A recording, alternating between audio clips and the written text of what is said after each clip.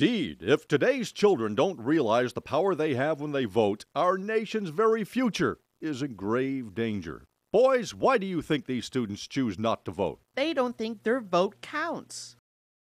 What? How could they think that? Why, voting is one of the most important rights that we have. I think President Lyndon Johnson said it best. The right to vote is a most basic right, without which all others are meaningless. Well, amen to that. Those kids need to know that their vote counts. What can we do? That's simple.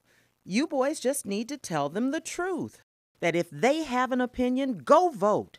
And if they believe strongly enough, they need to get their friends to vote the same way. That's what we call good old campaigning. Hey, Charlie, that's like you and the street boarders. Yeah, and if we tell these kids about voting, they can get all their friends to vote. And then they can go to the zoo for sure. Boys, we better hurry before it's too late. Sam, Charlie, at your command. United we stand, on eagle we fly, across this great land, shouting liberty's cry.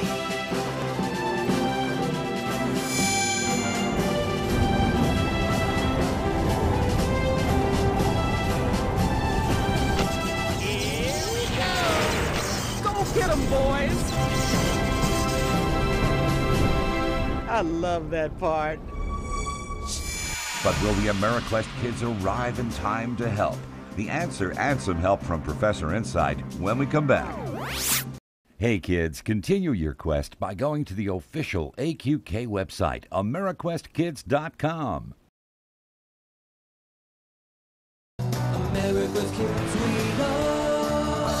Oh, welcome back to the AQK headquarters. While the Ameriquest kids are on their way to Illinois, let's get some background information on voting from Professor Insight in the AQK document room.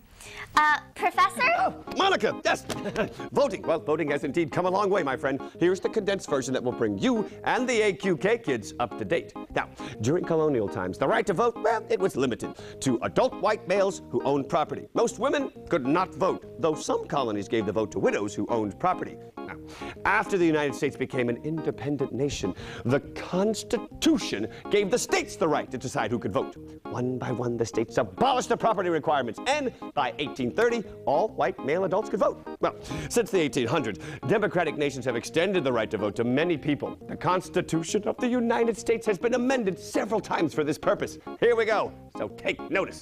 The 15th Amendment was adopted in 1870. That's 5 years after the American Civil War ended, by the way. It prohibited the states from denying a citizen the right to vote because of race. Well, women were not allowed to vote in most states until the ratification of the 19th Amendment in 1920. The 23rd Amendment, ratified in 1961. Hey!